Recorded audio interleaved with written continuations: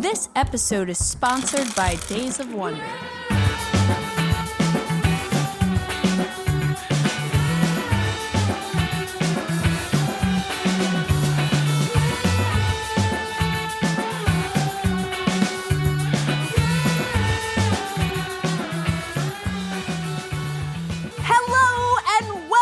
To episode 36 of the Board Game Geek podcast, where we geek out about board games, the mechanisms behind them, and the people who create them. I'm your host, Candace Harris, and I am so excited to be here today with Stella from Meeple University, which is an awesome YouTube channel primarily focused on how to play and entertainment videos for a variety of different types of board games. How's it going today, Stella? Very, very good. Hi, Candice. Thank you so much for having me. Yes. I'm just so happy to be here. I just got back from a board game convention in Australia called CanCon. Oh, cool. Any highlights from CanCon? Well, there's lots of highlights, but unfortunately, I didn't get to bump into you this time. Oh. Yeah, Stella and I have this crazy cosmic connection whenever we're at a convention together. This has happened like 2 or 3 times at this point. I feel like it's more. I know. It's because we bump into each other so much. And so it's much. Like there will be other people we know, like content creators, game designers, and just people we know. But I'm like, I always see Stella. It's like, oh, walk around the corner tomorrow, see Stella. And it's the funniest thing. And it's always like exciting. And you're always such a delight to talk to. And that's why I'm really excited to have you here today. Oh my God. So do I. It's like, it's not even on board game convention, but at the train station at Essen. Like seriously. Yes! Even at the train station. At the hotel at Gen Con. It's like just everywhere. I swear I'm not following you. I'm not stalking you. Did Same, you? Stella. Same thing here. The universe is just bumping us into each other. Yes. But yeah, I'm really, really glad to have you here today. And I think this is the first BGG podcast episode where I'm talking to someone super far in the future because it's Wednesday for you, right? Yes, it is Wednesday afternoon at 10-ish in the afternoon. And don't ask me what the lottery number is going to win. Because if I knew, then I would have been a millionaire, but I don't. And Stella, where are you located again? I am in Melbourne. We say it Melbourne. You call it Melbourne.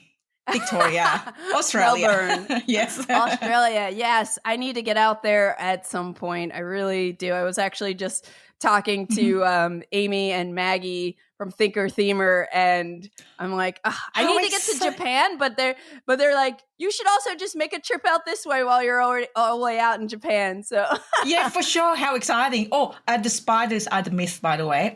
They are just a myth, so don't worry. Don't be scared of them. I've never even heard this about spiders, but now I'm like, you need to tell me more about this because I am someone who does not like spiders. Oh no, you have I'm giant joking. Spiders? They have giant spiders. Our last encounter was at CanCon. Tarrant was driving, and then all of a sudden he swerved to the side. I was like, what is going on? And then this giant spider on the top of the roof crawling. I was like, oh my God. I'm pretty sure it's just a huntsman, which is fine. They're big, but they're like not friendly. Gonna kill you. Yeah, they're not gonna kill you. And finally, I just like grab a plastic bag and then grab the spider and then just crunch it on my hand because I'm sorry, spiders lovers. But I want to make sure that we are driving safely. Yes. Okay, I'll make sure you're driving with me if I'm ever driving in Australia. I crunched the spider. I actually do. At some point, years ago, I had a sunroof on my car, and it was summertime, and I was living in Pennsylvania, and I left the sunroof open while I went in the store. Maybe there was a tree above. When I got back in the car, I'm driving, and a spider drops down, terrifies me. And thankfully I didn't like get into an accident or anything, but I did now I have a whole kind of OCD thing where when I get in the car, I always put the visor down and just check above me to make sure there are no spiders just waiting to drop down as I'm driving. Oh my God, that is so scary. Safety life tip for everybody. Yes, check those visors. Especially if you are going to Australia. with the big spiders. Oh my goodness. Thank you for that warning. That's okay. Hopefully it will never ever happen to anyone. But that was just a one time only. I'm in Australia for years and years. That's the first time that happened to us. So okay. So it's not very often. That's good to know. That's reassuring. Yeah. Well, anyway, today we're doing a designer spotlight on Alexander Pfister. So we're going to discuss our favorite Alexander Pfister games and just what makes his games special and unique. You know, I don't know about you, Stella, but like I haven't played every single Alexander Pfister game. Yep. But I do consider him to be one of my favorite game designers because there are just like a couple of his games that I absolutely love and like consider to be some of my all-time favorites. Absolutely. I mean, he designed a few different games that are, Great Western Trail is one, Skymines, and then there's Also All My Goods and Broom Surface, which is lighter. Lighter and different. Very different. He's so lovely as well. He's very friendly. He likes to comment to people's comments on BGG, on our videos. Yes. It's like the first time we did Great Western Trail video, we were like nobody. We had like maybe 50 subscribers in our channels. And it was just like he came there and he just put a comment, great video. And I was like, the first time I saw it, I was like, oh my God, Taryn, look, oh my God, Alex, oh my God. I was just like really like a fangirl crazy. I know that feeling because I think like Alexander Pfister has commented on some of like my BGG news articles and maybe like tweeted something or retweeted. And I think the first time it happened, I took a screenshot because like one of my friends, Hector, and we call ourselves Pfister fans for life. And so I geeked out too. I'm a big Alexander Pfister fangirl here. Same. And you know what? He obviously, he's like to make an effort, and he even came to one of our videos for Christmas holiday season video, and then he was singing. It was just that's awesome. It's so lovely, so sweet. So yes. That is so awesome. And I need to go like dig up that video. I mean, no, maybe only 20% of the people in that video can actually sing, including myself. I can't sing, but it's just fun to, have board game. We haven't done those type of videos anymore. Maybe one day, but yeah, it was great to have him then. Cool. That's awesome. Well, Stella, before we start talking about Alexander Pfister games, I'd love to hear what you've been playing lately. So let's jump into fresh plays.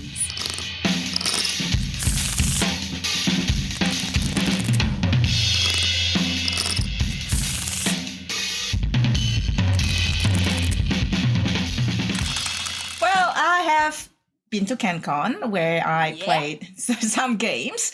And and there are a few that we play, but the first one was Wyrmspan. So the spiritual successors of Wingspan. Oh my God, Wingspan. And that was released in 2024. And the designer is Connie Fogelman, which designed one of our top games of 2023, Apiary. Yeah. And Wyrmspan is developed by Elizabeth Hargrave, which is the designer of Wingspan, published by Stonemeyer Games. So the game plays 1 to 5 players. And I've tried different play accounts and I love it. Cool. So we received Wyrmspan early copy from Jamie, and we have actually been commissioned to do a how to play video on Wyrmspan. Cool. But this is definitely just my opinion on the game. Right? Cool. So you are dracologist. Is that how you say dracologist? You are trying to prepare your cave, like excavate your cave and try to entice dragons to come. And it feels like probably, 60% like Wingspan. Okay. But the resources are very tight, and they are obviously the dragon. There are similarities like caching, the eggs, tucking, it's the same. But yeah, it's like a step up from Wingspan. In terms of like complexity? Complexity. More into it. Okay. Yeah, I love dragons. I love birds. But dragons, I'm more of a fantasy girl. So dragons like, dragons, So complexity is higher up. And just a different way of putting the dragons in the cave. Like you have to excavate the cave first. It's not automatically available for you to put it in the cave. Oh, so you can't just like play a dragon to your player board?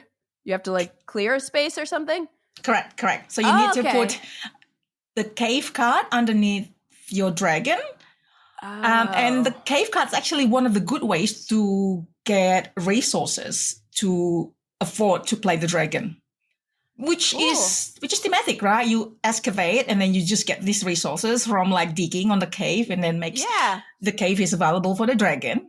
One thing that I love about Wyrmspan, and this is if you play Wingspan a lot, you would remember the action points that you have. They are dwindling towards the end of the game, right? Like you play and then you use that token to put it on the end of round objectives. Right. Although you have less actions, but your actions are more powerful. While in Wyrmspan, it's not dwindling. You put another tokens for the end round objective, so you have a separate tokens. So it's not eating out your action point allowance, which is 6, but there are options to actually add those tokens. So for those like to engine build, to do more things, and it's there. It's very interesting, right? It's a form of coin. I call it dragon scale. It looks like a dragon scale. Cool. Awesome. It's very, it's different. And the thing is, yes, you have a lot more maybe of things you can do, or you can just combo more things, but it doesn't feel easy as well. Like it doesn't make the games easy. Like you would think that easy, like, make it too easy to achieve anything. No, it's not. There are dragons, for example, also on the other side. On the flip side, there are dragons that you can play, but you have to pay the coin. So not only you pay that to do the action, but you have to discard one, which you will get again next round, by the way. But you have to discard it to play that really powerful dragon. So let's just play with the action point tokens. Action point, because the game's mainly based on action point allowance, right? You just spend this on this, and then you do the action. So, and then at the end of each track, where Wingspan has got 3 rows of things that you can fill up, birds and then now dragons. At the end of it, you have the options to give up some resources for extra action point tokens. Cool. So that makes it, like, the dynamics different. Yes, it has still Wingspan feeling, but those little things just enough to make it a different game, which we're probably going to talk about the Great Western Trail, the other edition, these little things that makes it different. But this is basically almost like that, like things that makes it like different game. Which is great, right? That's great because you have some familiarity of what you love, but you have a different game to play, to enjoy. And there's still end of round objectives. There are no private objectives anymore. Okay. So now it's competitive Dragon Guild that you can move your Meeple around the track and then gain bonuses, and then also gaining endgame scoring and so on. It's really fun. It's cool. I think maybe I like it better than Wingspan. Okay, that's a big statement. I mean, maybe not. I'm sure you get to play. Yeah. Too soon to say. You have played it, or you will play it soon? I haven't played it yet, so I'm actually excited that you brought this one up because I've been curious about it. So I just actually played Apiary for the first time a couple weeks ago, and I was interviewing Connie Vogelman for an episode of Cardboard Creations that's going to be out on February 7th. Yay. So shortly, but and it's cool because she does talk about Wyrmspan a little bit, and I just think I'm really excited to try Wyrmspan because I haven't played Wingspan in a while, but like I played it a lot when it came out, and I really like it, and especially for that weight of game and for what it does to like bringing people into the hobby and everything, and the art is just gorgeous. I'm very excited to see the dragon cards and everything. But I'm also just like really stoked that Connie just kind of popped out of the woodworks here with Apiary. And then it's like, less than 6 months later, she has a second game coming out. So really exciting. Like I'm liking the theming on these. I'm liking seeing more female designers getting out there. Oh, yeah. And I like that it's like a little more complex too. Yes. I'm sure this is how it works, right? Behind the screen. I mean, the things that we don't see, the thing that they've been working on for years, it'd be like they've been working on a few games, must be the last few years, and then just like popped up.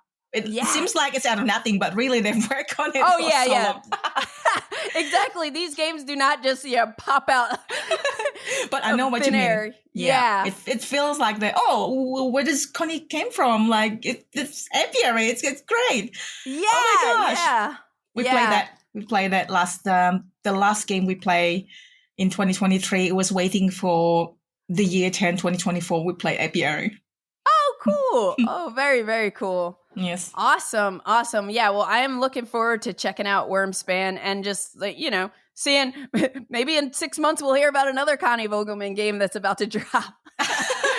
So that is Wyrmspan. How about you? What did you play? What's your fresh play? So one of my fresh plays is a game that I actually got handed a prototype. I got handed Jess Cassidy when I bumped into her at PAX Unplugged. She was carrying a copy of Pax Illuminaten and said, "Would you like to check this out?" And I am somebody who is a fan of PAX games in general, and I remember it coming. Or like it going to crowdfunding and like kind of hearing about it. But I just because there's so many different games that are coming out all the time, I didn't really like know all that much about it. So I was happy to that she passed me a prototype of it. And one of the first surprises with this game is that it's a really small box. I don't know why, but when I was seeing it, hearing about it on the internet and everything, I was thinking it was like one of those just like 12 by 12, standard game boxes, but it's smaller than that. It's kind of a unique size. I'm looking at your tape measure. I am small, a little smaller than that. It's like about this big. Nobody can see this, of course, but it's because it's cards, right? So the whole game is like kind of 6 inches, maybe. Stella has the tape measure out right now. I'll just say it's small. It's not the size of like Watergate. It's a little bit smaller and a little bit chunkier than the size of Watergate. Oh wait, I have it right. Oh, general orders maybe. It's this size. All right. So maybe it's like 8 inches by 8 inches, something like that. Yeah. Maybe 7. not even 8. Maybe not even 8. 7. It's just smaller than I was expecting, and that was a pleasant surprise. But this is Pax Illuminaten is a 2024 release. It's not out yet, but it'll be out like later this year. It's designed by Oliver Kiley, and it's published by Ion Game Design. Plays with 1 to 4 players, and this game takes place in Bavaria in 1776 when the Holy Roman Empire was pretty much running the show and trying to shut down the spread of Enlightenment era thoughts and ideas and everything. And people who were trying to undermine the Holy Roman Empire's authority had to kind of like do it secretly. So there's this professor named Adam Weishaupt who basically wanted to mold Bavaria to the ideals of Enlightenment. He formed this secret society called the Order of the Illuminati and was trying to basically make his vision a reality. So first off the bat, like I think that's an interesting part of history that I didn't really know anything about. So I was like, that's kind of neat. No, I was like mesmerized by that. Keep going. Yeah, keep going. So in the game, basically each player is taking on the role of one of Adam Weishaupt's top ranking students. So that's what you are in the game. And we're tasked with accomplishing a series of recruitment plots to basically grow the web of sympathizers for this group and their beliefs and everything.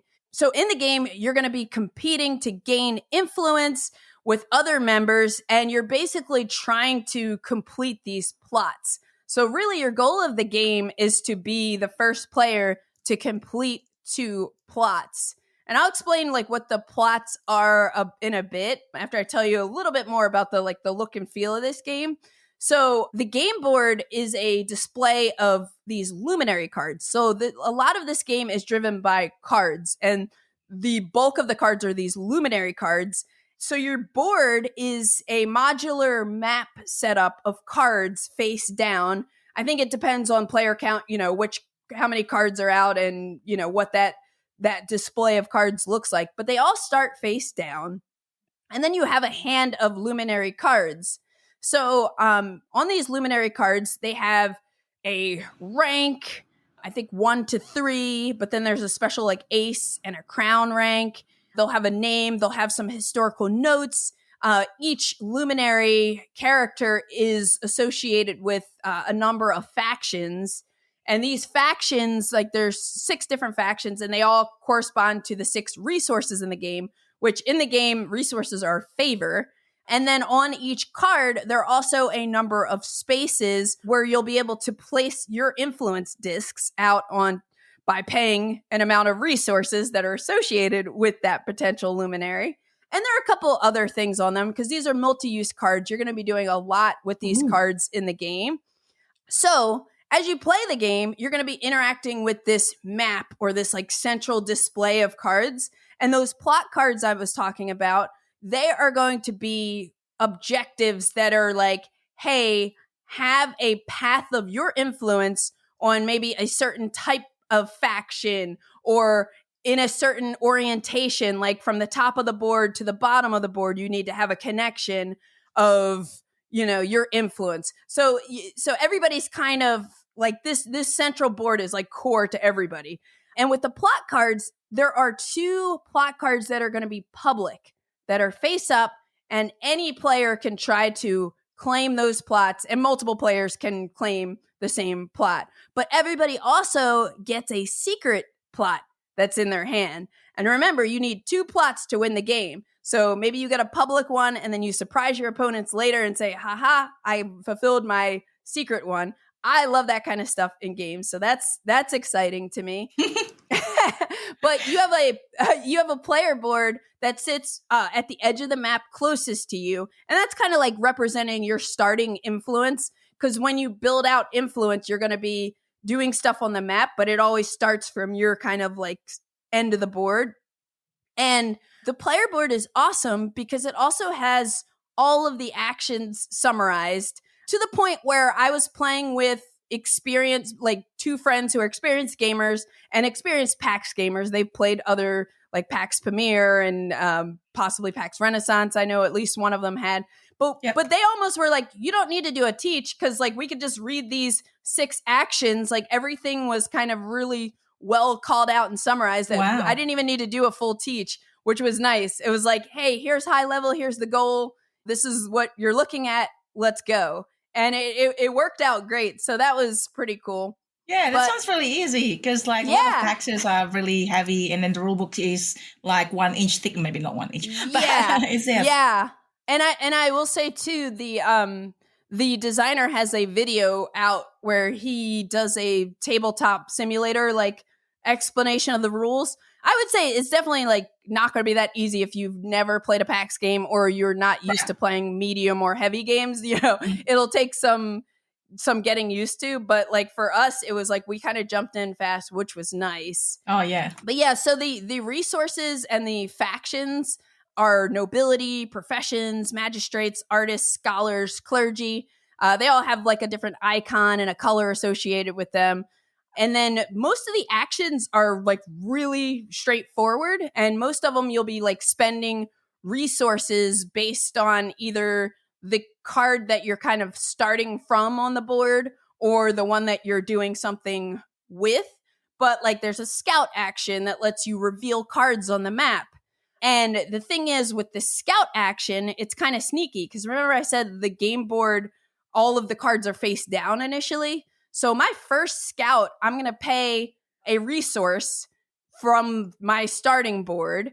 And then I'm going to pick up that card that I'm going to be revealing because I take it into my hand and then I put a card from my hand onto the board. So it doesn't necessarily need to be the one that was there. I could like kind of take that card up and then put a different one out. But you're kind of like revealing a card on the board and starting the map, you know. It's kind of, I like how it works out where it doesn't start with every card flipped up. And no, also yeah. And also your opponents don't know what you're picking up or whether or not you're playing the same card right back down or if you're playing something else from your hand because you're trying to like set up a combo in your hand. So I thought that was cool. I like that mystery sort of thing, and then it's not things not overloading at the start. Yeah. And you makes me want to play this game. So already, hopefully, I haven't even gotten to the good parts yet. Is it? What's the good part? It is pretty cool, but like other things you can do on your turn, like you can influence. So like once cards are revealed, you can pay resources to put a disc out, and depending on the rank of the card, like if a card is ranked 2, it's going to have 2 slots on it that you could potentially place up to 2 influence. Stella, you could have 1 influence on a card and I could have another. There are all sorts of things you can do. There's like an action where you can expel a card and swap it on the board. There's an action called extort where you can just gain resources from somewhere where you have influence. But like ultimately everything you're doing is to try to set up to score these plot cards. Very interactive. Yes, very interactive. And it's also one of those games where as the cards on the map get revealed and you start seeing your opponents putting influence, you know, you have to be kind of clever about especially the public objectives. Because if you're obvious, like there was one where I was obviously trying to make it happen. So of course they stopped me, you know. So you want to kind of be clever about what you do. There's also like this oust action. So let's say, Stella, you have a card on the board that you have influence on, and I want to kind of get you out of there. I take this oust action, and we basically, it's almost like a combat where we check all of the cards that are adjacent and count up your influence versus my influence. And then we have like kind of a starting initial strength. Then we're each going to like blind bid a card from our hand. And there are, of course, like little cards and things that can like special effects that you can kind of do here.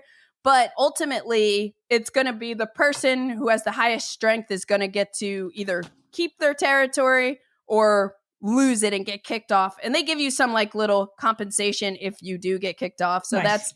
that's cool. But also the other thing that's exciting about the combat or the ousting action is that there's a way to auto win. So, for example, I don't remember which is which, but like basically, let's say you go in with a lower initial strength than me. If you play an ace card for the blind bid and I don't play a king card, you will automatically win. Or something. There's some way you can auto win, but there's also a way where it could get canceled depending on what we play. So that's always like kind of an exciting thing too. Another thing, like there are 2 other things I'd like to highlight about the game that I thought were cool. One is like on your turn, besides like you could do like 2 main actions, you also have like a couple free actions. And one of the free actions is called scheme. And when you scheme, you're playing cards into a tableau, but it's like a temporary tableau because it's only going to be for this round. But you chain them based on the faction on the card. So I could play one card, do something cool, or maybe it lets me do another action better. And then I could play another card that has one of the same factions as that card to keep doing stuff. And you can kind of keep chaining these cards. And at that point, you're looking at like the scheme effect on the card. So multi-use cards, love it.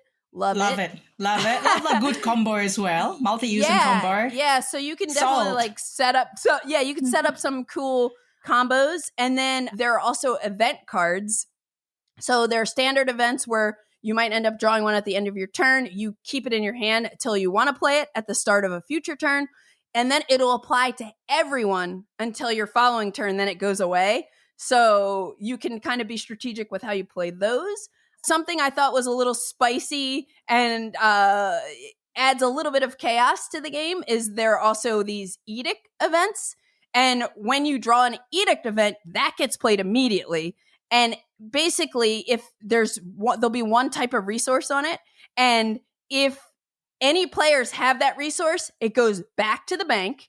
And then you take 6 resources from the bank, put it on that edict card. And it's a fixed economy in terms of the amount of resources. Like you're basically depleting almost completely that resource for everybody.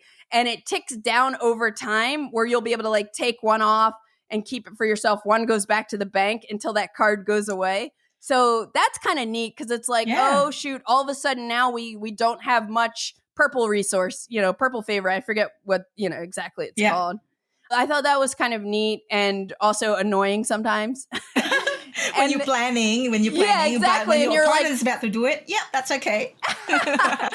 Exactly. And it's like nobody has control over it because it's like you flip that event, and if it's one of those edicts, it has to get played. So it could screw you too in that case. But the last thing I wanted to mention that I thought was kind of innovative, I guess, is a lot of PAX games are centered around having a card market. So this game is like everything. The map is cards, multi-use cards, you're playing cards. So usually there's a card market and like you pay for cards. The further to the right in the market they are, the more expensive they are. And you usually like put a coin on the ones as you're paying so that other players, when they take it, okay, this is different. There's this Chamberlain token that sits above one of the cards in the market. And let's say the card market has 5 cards. At the end of my turn, I have to draw back to refill my hand. I can just draw, like, let's say I need to refill 3 cards. I could just draw 3 from the top of the deck, and that's that. But if I want to take some of the face-up ones, so I have control over what I'm adding to my hand, if I'm only taking 1 from the court or the face-up market, I can take any card I want. But if I'm taking 2, one of them has to be the one that's under this Chamberlain token.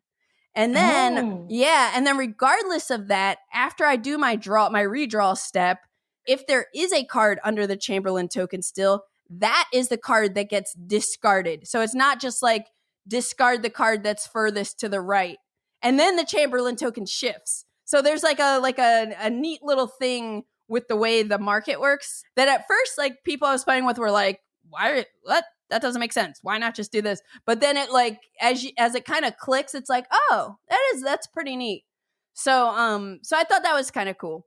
Overall, like we really liked it. And I really appreciate how it's like, doesn't take that long to play. Like, I feel like it was maybe an hour and a half, hour and 45 for 3 players. First game of it, So I like that it's kind of relatively snappy for kind of a meaty experience. Again, the teach was minimal for experienced PAX gamers. Another thing that I like in games is that the game can end in 2 ways. So the main way is if somebody completes 2 plots, they win the game. But before that happens, if those edict events, there are a number of them, if a number of them are discarded, like gone, they came out, we resolved them, then that's another way. And the scoring works differently if it ends that way. So it kind of like keeps you on your toes a bit. I did find it like kind of challenging sometimes to read the board because the cards have a lot on them since they are multi-use. And when you're putting influence discs and you're trying to like achieve these plots, but you're like, wait, do I have a connection of same fact? That was a little bit challenging. It might get easier the more you play it. But overall, I really liked it. It definitely feels different than other PAX games, but also still feels PAXy in that it's historical, card driven. There's interesting interaction with the card market row. And I like card based games like that. I like PAX Premier is one of my favorite games. I love PAX Renaissance the couple times I played it, even though that one's super opaque and complex, like super complex. But mechanics is very different. Yeah. And this one sounds very efficient as well. I mean, that's probably the downside. What you say is a bit confusing on the cards because they're multi-use card. It's very efficient. They're trying to do a lot of things on the card. And, for the first timers might get a little confusing. But once you know what's what and for, and hopefully it'll get easier. Yeah. And I think, other people will like really appreciate those multi-use cards and that whole thing, like I said, when you're moving around on the board and revealing cards and getting to take it in your hand. And now all of a sudden you can set up something for scheming or something for later powerful to use when you do the oust action. That was really cool. But yeah, this is Pax Illuminaten. And it's, I guess it was crowdfunded on Kickstarter. It was successfully funded, I think, in November last year. And they have the late pledge open through mid-February, if that sounds exciting to anyone. But also, it's just going to be out. It's also targeted to be out by the end of the year. So, I really liked Pax Illuminaten. It sounds like a great game. Yeah, have you played any of the PAX games or? No, I only played once, and that's Pax Pformula. So I'm not really like the person who like, okay, what's the difference? I don't think I have played enough Paxes like you do. Sounds like you've played lots and you can tell exactly the difference. But I like to.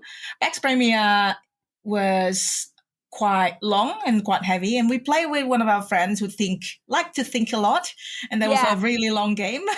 Oh, gotcha. and I love our friends, but he likes to think a lot. I'm assuming you played the second edition, yes, with the pretty purple pieces. Yeah, pretty pieces, and then the cloth mat. Yeah, oh my gosh, so chunky. That's so beautiful. Oh yeah, it's really smart. It's been a while. Love that. Yeah, it's been a while since I played it. All right, Stella, so what else have you been playing? Well, we have been playing this game. So this particular game has not left my life since I was younger. I used to play this particular board game as the video game, like a lot. And there's like 1, 2, 3, 4, 5, 6. And this game is Heroes of Might and Magic. I've been a big fan. It's been I wouldn't say time waster. It's my solo experience, my most activities before I get into board game was video games. And Heroes of Might and Magic was one. And now they have Heroes of Might and Magic 3, the board game. Oh, okay. I've never heard of it. Yes. So this is completely different. This is not it's not your Euro game, but it has got some Euro mechanics. And this is a turn-based game where you build your armies. So you build your castles, you upgrade your buildings to recruit more and better armies. And you have heroes that goes around the board and fight neutral armies or opponents. Obviously, back then, I just played the neutral army and AI players who does that thing that I need to defeat. Gotcha. Yeah. So you collecting resources, you up your level, you up your heroes, and just very satisfying playing that in between other games. It's not real time.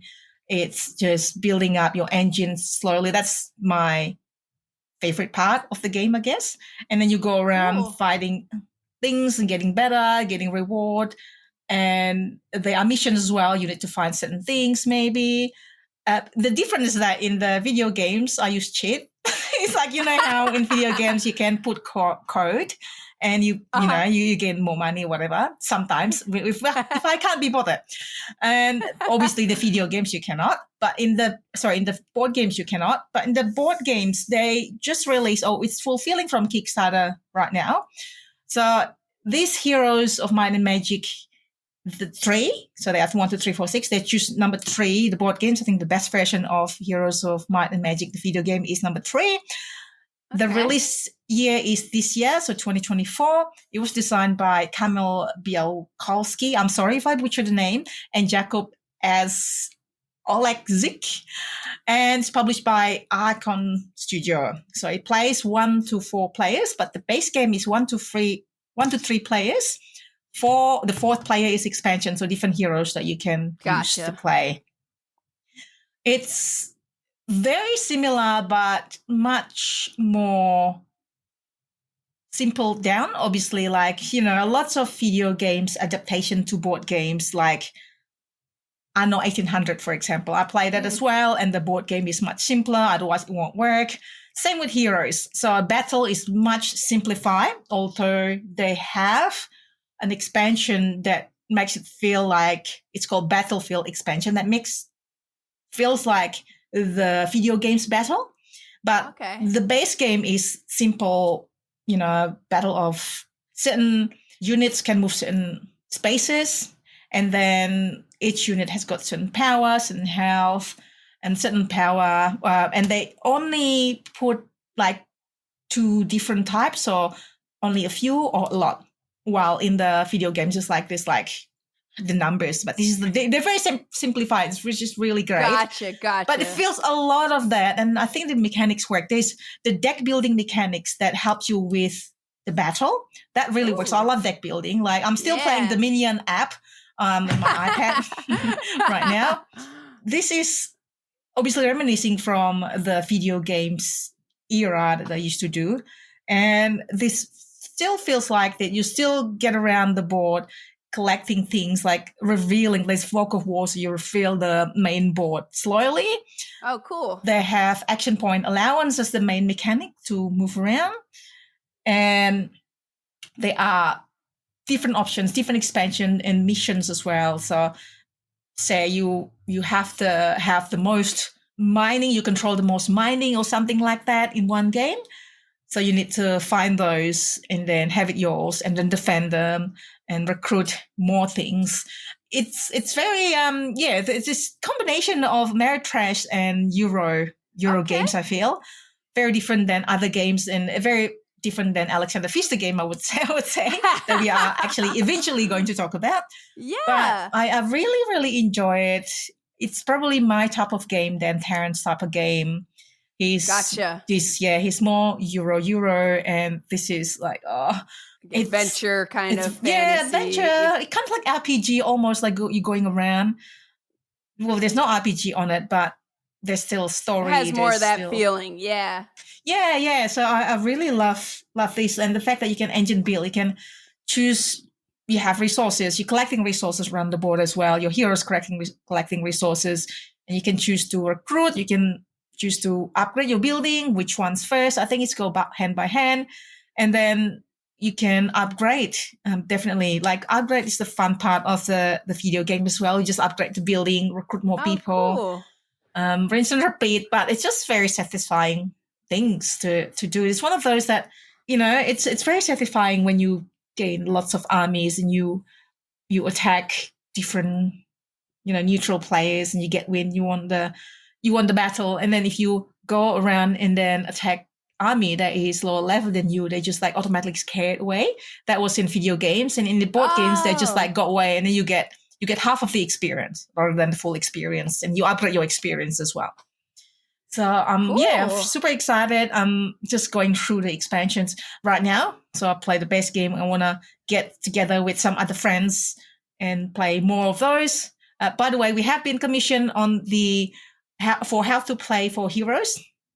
We have that on our channel. Cool. But again, this is something so you're that working I'm really excited. Working up to making the video.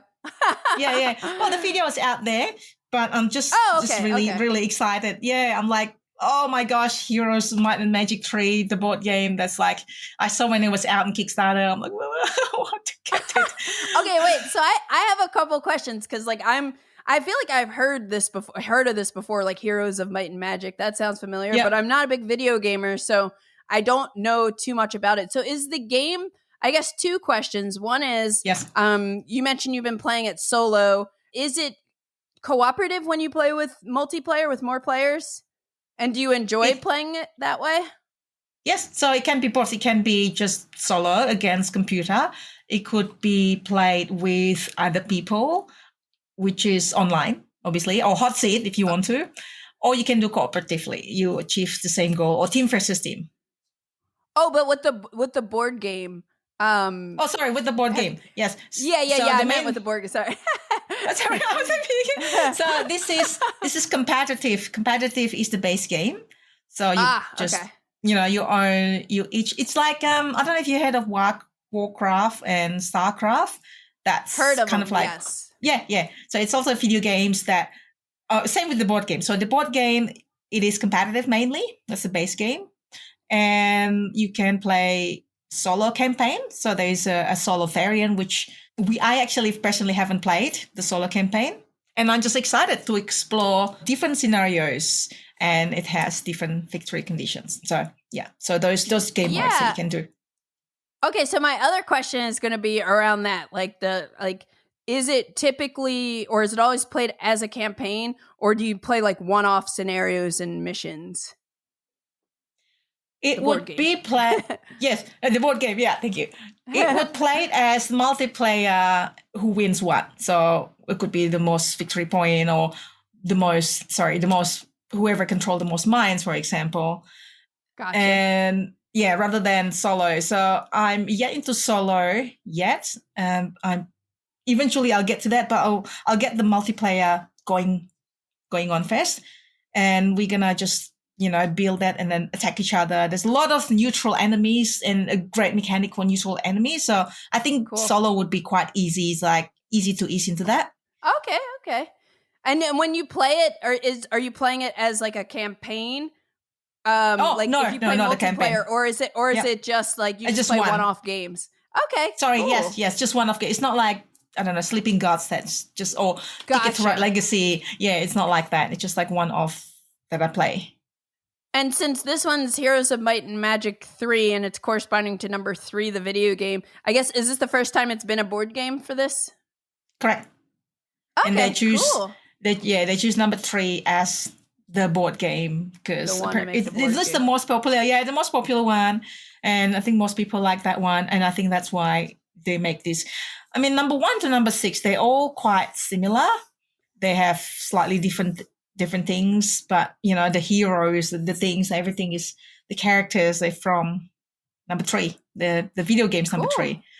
It makes me want to play the video games again, but then I've got the board games, so I might just like playing the board games. Tough decision. Awesome. So that is Heroes of Might and Magic 3, the board game. So I figured I'd do a little bit of a bookend here. Unintentional bookend, but you were talking about dragons with Wyrmspan. So the next game I'm going to bring up is Dragonkeepers, which is it just came out in late. I don't know if you played it. Have you played it yet? No, I want to. It's got dragon. Well, Heroes has got dragon as well. So I was gonna say this came out from Cosmos. I think it might have dropped at PAX Unplugged at 2023. So I think it was just like a late 2023 release, and it's designed by Michael Menzel, and also Michael Menzel also does the art, which I think for most of his games that is the case, which is like always wild to me, like the designers that are also artists. So impressive. That's impressive. Yeah, like Ryan Lockhart is also another one that does that. Yeah. It's designer. Like, how do you, like, your brain is like art mechanic. Yeah, it's impressive. I just have no art skills in terms of like illustrating things. So it's very impressive. But this is published by Cosmos, and it's for 2 to 4 players. And I did get a review copy of this at PAX Unplugged. Otherwise, honestly, like, I don't know if this was the kind of game that I would just go and grab and gravitate towards, but I'm glad, when I saw it, I had a meeting with Cosmos, and when I saw these dragon cards are freaking adorable. And I was like, okay, I want to try it. I like light games because I have a lot of people that I play with that don't like heavy games. So it's nice to like have a variety of options. So I was happy to try it. And this one, I don't have the box handy, but the shape of the box, it's like it's very thin and like it's kind of a different shape, but I like how thin it is. Because this is another one that's the tape measure is out again. It's out again. This is another one that's primarily card based. But in this game, we are magical dragon keepers, and we're basically trying to look after the young dragons. And so in the center of the table, you'll have these 2 stacks of cards that you'll set up next to each other. And they're next to each other, touching such that it looks like it's a book that's open with, 2 pages showing. And that's the magic book for the game. So on the left page of the magic book, you'll see a number with some rewards underneath. And on the right page, you see one of the dragon types. So there are 4 different colors of dragons, and they're just different types of dragons. And then underneath the book, the magic book, there's a display of 2 cards, one under each page. And those are just dragons that you're going to be drafting into your hand. So on your turn, this game is very straightforward. Like, the rule book is 4 pages. It's very like this really thin booklet with illustrations and examples, and it's only like 4 pages. But on your turn, you can take 1 to 3 dragons, and you're going to do it one at a time from the display. And after you take one, you're going to refill the display from the corresponding page of the book. There is a little bit of a push your luck element because, like, let's say I take the dragon. There's a green dragon card on the left side of the display. I'm going to refill with the left page of the book. So now there's going to be a different number possibly and a different reward that's showing. And why does that matter? Because after you're done your draw cards step of your turn, you're going to get to play dragons. But when you play dragons, you can only play if you have a set that matches the value and type of dragon shown in the magic book. So, for example, if there's a 2 on the left page of the magic book and a green dragon on the right page, when it's time for me to play cards, I can play exactly 2 dragons, or I don't. Like, I can't play 1 dragon, can't play 3 dragons.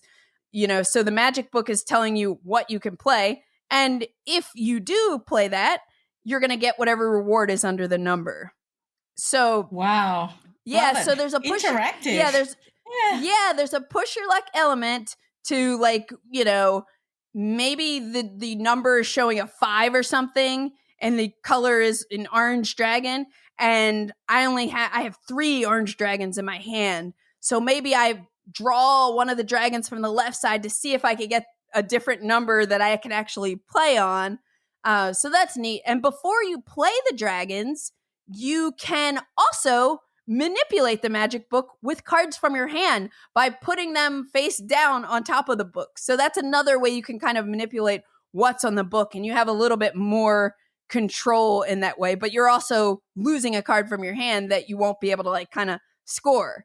And then, so let's say let's say there's a 2 and green dragons, and you play 2 green dragons. Every other player gets the opportunity to follow, and they will, if they have 2 green dragons in their hand and want to play them, they can play them, and they'll get the same reward that you got. So there's a whole thing with you also, as the game progresses, wanting to do something where you can play dragons and get some reward, but hopefully not your opponents, or not that many of them. So that's kind of a little fun element, but the rewards on them, the higher the amount of dragons, usually the better the reward. And the rewards are usually these amulet pieces. Each piece of the amulet, once you have 3 pieces of an amulet, it forms an amulet. And then you get to put a little bonus pearl token in the middle. And usually when you're getting these, you're going to either take the highest value amulet piece or the lowest value. So people will see what you're getting. So if I'm taking one that's the lowest and the lowest is 1, everyone's going to see, okay, that's 1 point, but then I put it face down. If I take the highest, maybe the highest value one is 15 or something, I take that, I put it face down. Everybody remembers, oh, Candace has that high value amulet piece, but you're not, like, really keeping track of you can't really keep track of where everybody is point-wise. Yeah, except Taran. Taran would have the memory for it. Except Taran. Oh my gosh, yes. So then another reward you might see is, like, you can get a shadow dragon, which is a wild dragon. So you'll be able to get a shadow dragon. Those are cool. You can also get crystals. And in, like, the core game, these crystals, they can be spent to allow you to draw a fourth card, because usually you draw 1, 2, or 3 cards on your turn. So if you have a crystal, you can spend it to draw a fourth card. And then some of the cards will give you golden eggs as rewards, and they're just flat worth 4 points each. But whoever has the most golden eggs at the end of the game, one of them flips over and is 16 points, which is awesome. Oh. Yeah. So it's like it's a bit of a luck as well. Well, with the golden eggs, though, you can see who has the most. So, when you win them, you see that golden egg, but whoever ends up, and ties are friendly. So if you and I both have the most golden eggs, we're both going to flip one over, and the golden eggs are always 16 points on the other side. So you do know what's going on there. But another bit of spice with this game is, so I said you play sets of dragons, right? When you play the same color, you're always ever playing the same color on one given turn, but you're going to put them in a stack. So now I have a green stack in front of me. Let's say on my next turn, I play orange dragons. Now I have an orange stack and a green stack. So everything's fine. But now, let's say I play a blue stack. I have to decide which side I want to put that blue stack on, because whichever stack is now in the middle, I can no longer play those kind of dragons. That stack is locked down. So that's kind of wild, because they also incentivize you to play all 4 colors, because if you're first to play all 4 colors, so if I have a white stack, a blue stack, an orange stack, and a green stack, I get a crest token. And if I'm first to get a crest, it's more valuable. These are like high point tokens. So it's like they're saying, hey, be the first to do this, but you're also in a tough spot, because now there are 2 colors of dragons you can no longer play for the rest of the game. But yeah, this game, like, the art is just fantastic. These dragons, you just want to take them home and have them for pets. They're freaking adorable. I really like this game at 3. I never got a chance to play it at 4 players, but 2 is okay. But like, I think 3 is like really, really nice, because like the following gets a little more interesting. But I found this game like has a lot of like player engagement and interaction, because you have the push your luck elements with how many dragons do I want to pick up, versus I do want to be able to like get some amulets and everything. And I should also mention the game will end once a certain amount of completed amulets are on the board among all players. So you're kind of like watching for that timer too. And there's like some variability of like, when's the game going to end? If that person gets one more, that's going to trigger the end. And I like that the most of your points are face down, because it makes scoring exciting at the end. Of course, you could see, like, if I see, Stella, you have way more amulet pieces than me, I could be like, you probably have more points than me. But you might have all low point amulet pieces, and I might have more high point ones. Who knows? A lot of victory points options as well. Sorry, I got that wrong about the X. So whoever's got the most then flip. It's not like a random flip. Okay, it's not luck. Yeah. Okay. The random thing though is the pearls. So when you complete one of your amulets, you're going to take one of these pearl tokens, and that is random. Like those points vary, and your opponents don't know how much. Right. I mean, there's a range. It's not anything wild and crazy. But the other cool thing about this game is it comes with these 6 magic chest tokens. So when you have the experience with the game and you want to like spice it up a little bit, you randomly pick one of those to play with. And now instead of those blue crystals being like, you can play a 4th card this turn, they have some other cool ability. So it just gives you a different way to use the crystals, which I thought was pretty neat, because it's like you're using the same resource, but you're doing different things with that same resource, and it kind of varies up the game. So I didn't even realize before talking to you today that you were a dragon lover, but you should definitely check this game out. Yeah. Well, definitely. I actually had a quick peek on BGG. They are beautiful. Yeah, aren't they? Because I had to. Yeah, I know. It was like so cool. I love that art style as well, and I gotta have it in Cosmos. I'll get it in Australia, hopefully. Yeah, I hope you. Two games. Yeah, hopefully. 2 games I was sold today. Yeah, I have played too. It's like it sounds like it's not a heavy game, but the decision space is great. I mean, you can just focus on that. You can focus on interaction and hey, you like card games. Both of your games that you mentioned. Exactly. Yeah, it's this so is clever. just something right. And I think this takes like 30 minutes to play. And like you can play it with just about anyone. Like it's not overly complex. But it does have some fun decisions. And even like with the follow mechanic, it's like maybe you don't always want to, even if you can. And, you know, you can decide how you play your cards. So, so that is Dragonkeepers. And before we start getting into Alexander Pfister, I just had to give a quick KeyForge update because any regular listeners of this podcast know that I've been like so in love with KeyForge lately, but I ended up just last week getting my Grim Reminders Game Found pledge delivered. And that was really exciting. I have my own named deck right now. It's called Rakishly Deadly Candy Drum. I'm stoked about that. Yeah, I know.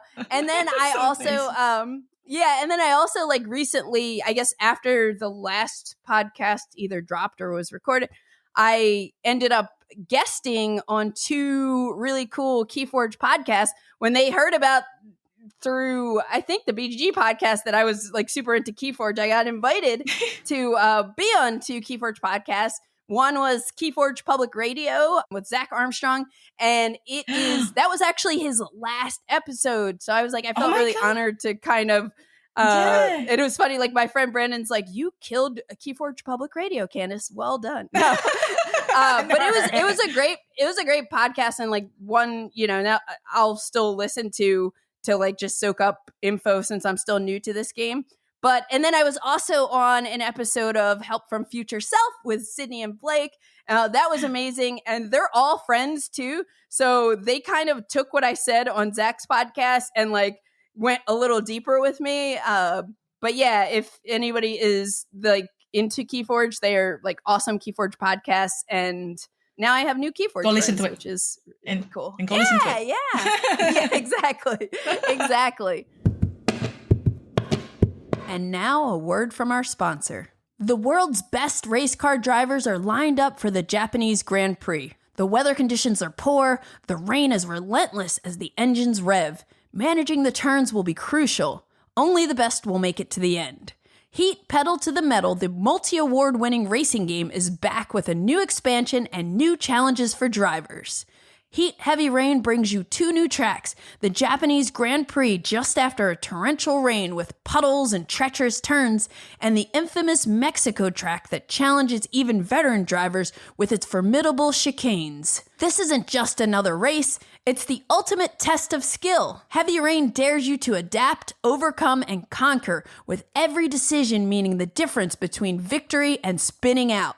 Also, a 7th racer joins the fray, intensifying the competition. Will you rise as a champion, or will the heavy rain wash your hopes away? Fasten your seatbelts and gear up for an exhilarating adventure with the Heat Heavy Rain expansion, available everywhere in April.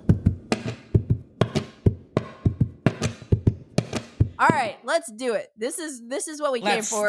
We're going to talk about Alexander Pfister. Ugh. The moment is here. Yeah, Alex. Nice, friendly Alex. Friendly Alex. Alexander Pfister is a game designer from Austria. First, like, let's just talk about just some of the things that make his style unique. Yeah, and it's like what we love about him. Yeah, the design and the personality. So we're talking about the elements of the game first, right?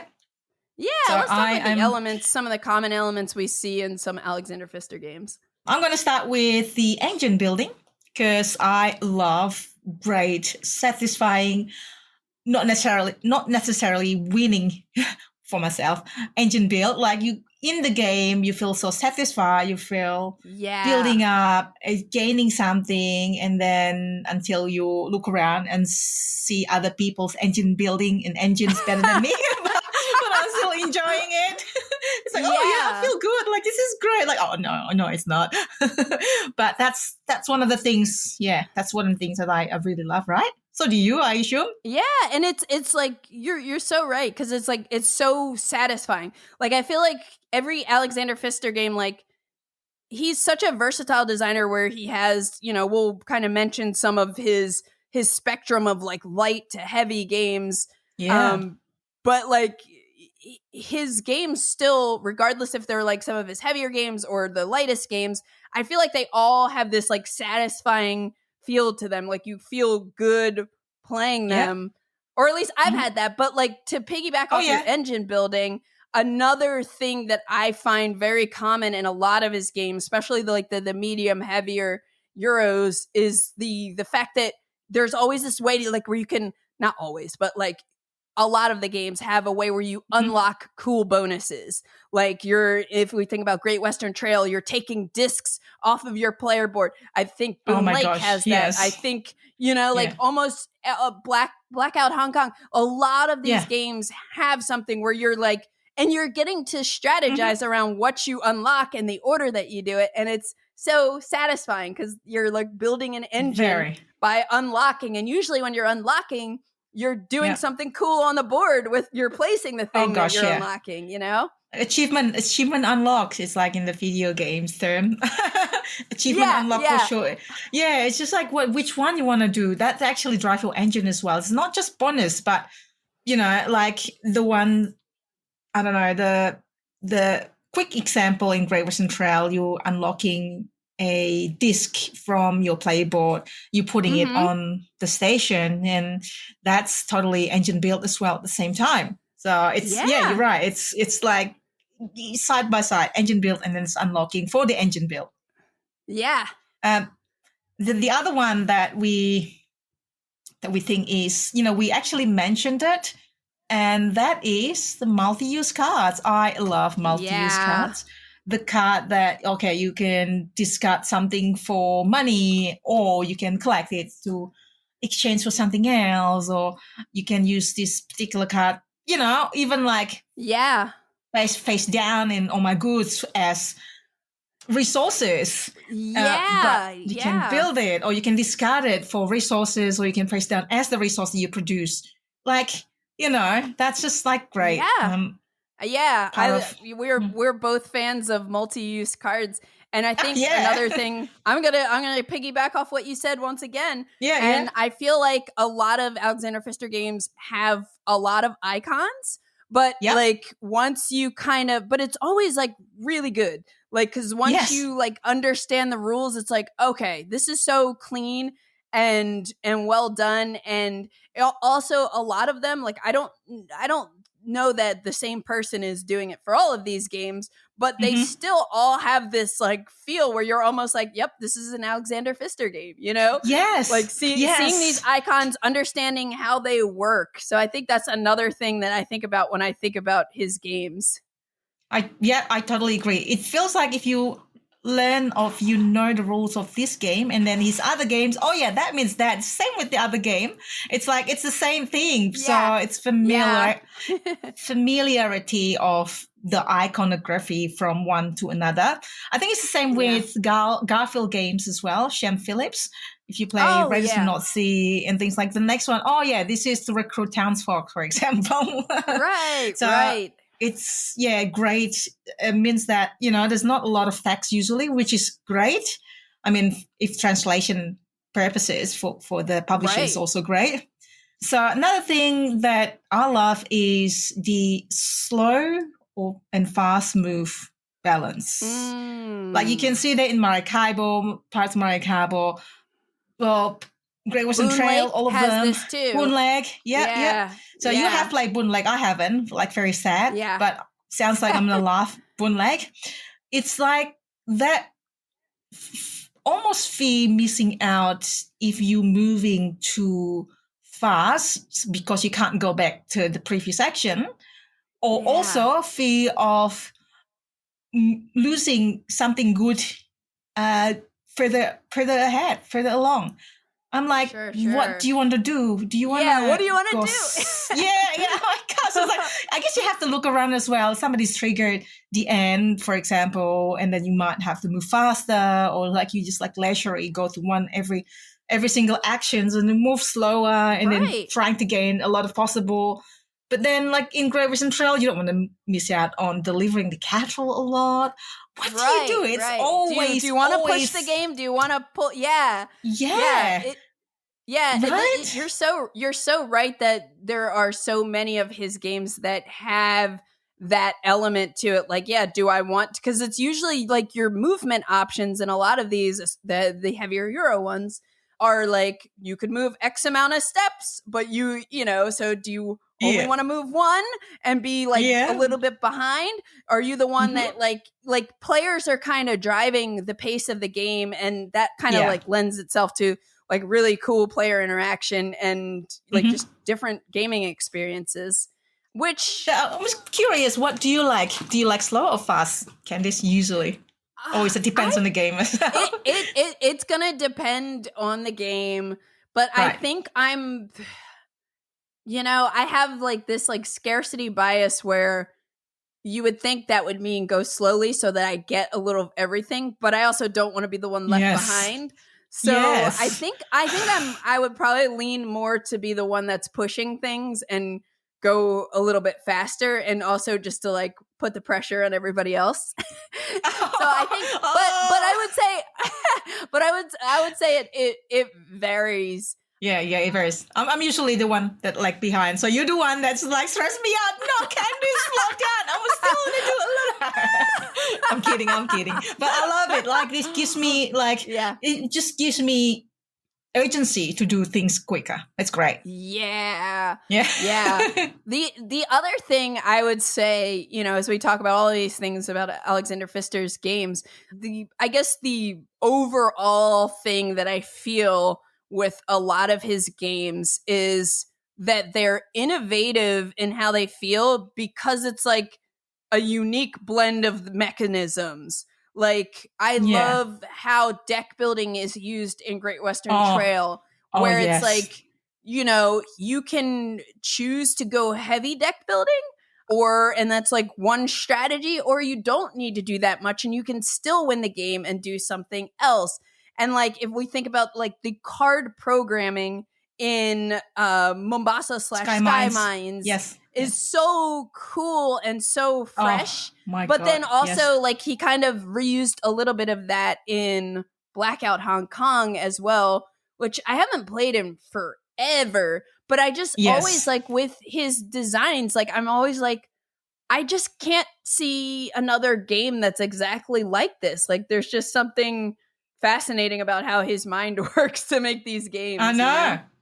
I was just always wonder, always admire, always nerd out. One day I get to meet Alexander Pfister in person. I'll be so nerd out. I was like, oh my God. Me too. Oh my gosh. Yeah. One day. So like, we kind of like noted that how versatile Alexander Pfister is as a designer. So I just want to like just shout out through, like I put together a little list of I think mostly games that I've definitely played. Let's start, since I think that's where our love is mostly, with the heavier games. Yeah, so let's do that. So Mombasa / Skymines. Mombasa, I think, was his first like heavy release, and I remember when that game came out. Like Great Western Trail was the first game that I played by Alexander Pfister, and I was super clueless about it, but I still fell in love with it and found it like extremely fascinating. And I remember like hearing about Mombasa and being like, oh, I don't think I'm gonna like it. And then I played it and I was like, whoa, this is so cool. And I'm so glad now that Skymines exists with a better theme, and it's got like more modules and everything. Yep. And then it's like, brain burner. It's brain burner. Like it'd be like, I remember like you be like, it's probably one of the heavy game that I played maybe, and I was like, what is going on? And then my brain hurts, and then well, I want that again. Give me some more of that. Give me some more of that. And then it's like Great Western Trail, which is, that's probably one of his most popular designs. Yeah. Yep. Still playing that every day on Board Game Arena. Thank goodness for Board Game Arena. Oh my gosh, yeah. So good. It's like I've played like, I don't know, it's so many games, like maybe 10 games at once, and just, yeah, I'm so glad the Great Western Trail is there. Yes. Yeah. Hopefully more to come. Well, and then like, did you ever get a chance to play Blackout Hong Kong? I did. That was when the kind of like first out, and I was also, oh wow, but you know, automatically you probably compare with the other one. I was like, oh yeah, this is like Alex Penfield. Let's play this. So we played that, and I think that I might be quite memorized by the rondel action in Blackout Hong Kong, because I feel like that might be one of the first time I play with that mechanic. Is it? It's been so long since I played. Like the resources around the wheel? Yeah, the way the resources work. Sorry, yes, the roses. Yeah. Not the rondel action. Yeah, that rondel resources thing. You're like, oh, that's so smart. Yeah, this game, I remember when it came out, and I was like so hyped for it, because at that point, like Great Western Trail and Mombasa were just like my jam. And and then when I played it, so for people who don't know what Blackout Hong Kong is, basically Hong Kong gets in the game struck by this like unexpected like massive blackout, and the government is you're trying to help the government get society back in order. So you have volunteers and all sorts of things. And honestly, like one of the things that I remember, like, again, I haven't played this in forever, since I played it a couple times when it came out. And then, and I liked it. I didn't like love it. And I always felt like there was a missed opportunity to make it feel more thematic for what the game it must be it. is. It was just kind of like, you know, a dry Euro game, but it had some like card programming similar to Skymines. Yeah, a little bit. Yeah. Mm-hmm. I think I want to revisit it at some point. And there's a board element to it where you're trying to like get these houses out. Yeah, and you're like trying to like surround Pandemic areas. It did look kind of like Pandemic. Yeah, it's definitely not Pandemic though. But yeah, that was one I was like thinking about that. I would like to revisit it at some point. Now all these years later. And then there's Maracaibo came out, I think, after that, and then the heavy game front. Yeah, and that was. I mean, if at Hong Kong and Maracaibo on Board Game Arena, I'll jump on it. He's like, get 10 games going. Wink, wink. Yeah, seriously. Yes. But like Maracaibo was like, it was like, you know, you're sailing around the Caribbean, so you're moving your boat. Again, you have this fast and slow movement thing. But instead of like the rondel in Great Western Trail, where players are like delivering whenever and they're kind of pushing the game along by the pace of the workers coming out, this one had it where if one player gets to the end of the track, that triggers the end of the round, and then you kind of like reset. But it still like has, you know, you have these different city tiles out that get put out randomly. Mm-hmm. There's like lots of variability. You're unlocking things. Very cool. I haven't actually played it that much, but I like it a lot. Yeah, that's just, I haven't actually played as much as I would like. It's so many great games, right? Like, even the between Alexander Pfister's own games, is competing to each other. Which one are going to get played next? Be like, so many great. They're all great. But which one's your favorite? We're going to reveal that later. Yes, we will. And then like the other heavy one that I think's worth mentioning, or maybe the only other heavy one we haven't mentioned, is Boonlake. And you haven't played this yet, right? No. Unfortunately, I think yes, I have it. I have the expansion. I haven't had a chance to play it. Silly me. I only played it once and I liked it, but I didn't love it. So I just haven't revisited it. But also, like, you know, just looking it up in preparation for this episode, I was like, ooh, I really want to play this again. So I definitely, jury's still out on this one for me, but I definitely liked it. I just didn't get that bug of like, ooh, I need to play this again tomorrow when I first played it. Yeah. But it has this like really interesting action selection where like whichever action you pick, it kind of dictates which cards you're playing and how far your boat's going to move up this river. But then whichever action you take, that whole tile is going to shift down and be like kind of weaker for other people who want to take it. So again, it's another thing that just feels like innovative. And this game has more tableau building, which almost reminded me of like a combination of some other games we'll talk about, like Oh My Goods and some of the card games and everything. But as of right now, this is the one that I want to revisit very soon. Like I feel like I do want to get back to Blackout Hong Kong and Maracaibo, but I want to try Boonlake again soon. So I'm going to make that happen. Yeah. And then I definitely will play it. And then you're like in the medium weight kind of area. We both have played, and you have a video on Pirates of Maracaibo. We do, with Alexander and Ralph. So awesome. Alexander and Ryan. Ryan and Alexander were there playing, and they're really lovely. Alexander's really lively, and then trying to beat us. I think he won at the end, but I can't remember. I really can't. I mean, winning is not really the thing, but yeah, he's really lovely. It's really fun. I've played Pirates of Maracaibo just recently as well, and I just proved that Alexander is a great designer. Yeah, and this one is co-designed with Ralph Bienert and Ryan Hendrickson. Ryan, correct. Yeah, and it's like they're I think Ralph's or Ryan. I think it was Ralph, the one that is involved with Games Up, which is the co-publisher of Pirates of Maracaibo, besides the LP games. Gotcha. Yeah, I wasn't sure who initiated the design of this one, but it's definitely like takes some elements of Maracaibo, and it's way lighter than Maracaibo. Yes. But I've only played it once with 2 players, and we both like really, really enjoyed it. Like instead of having a game board, you have a map of cards. So it's a modular map setup, but you're still kind of moving your boat along, past these cards. Mm-hmm. And when one person gets to the end of the track, it kind of triggers the end of the round. Yeah, that's right. Yeah.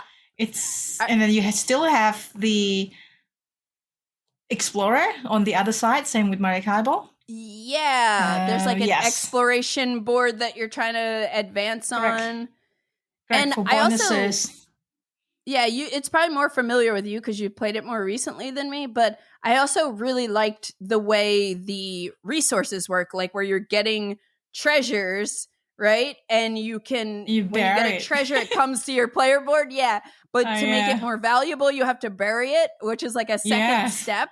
And also, depending on the players are kind of controlling the market fluctuation, the value of each of the resources, which I really like. I thought that was really cool. Yes. So I really like Pirates of Maracaibo.